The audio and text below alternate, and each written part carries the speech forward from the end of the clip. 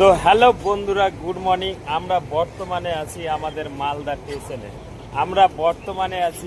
স্টেশনে এবং আমরা কোথায় যাচ্ছি?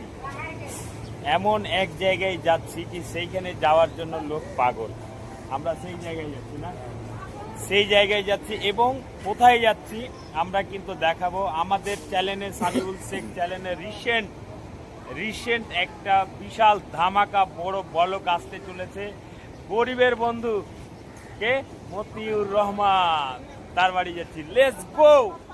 তো হ্যালো বন্ধুরা, আমরা এখন বর্তমানে আছি হরিশ্চন্দ্রপুরের এই লাইনটাতে দৌলতপুরে এসেছি আমরা মেডিকেল ক্যাম্পের জন্য।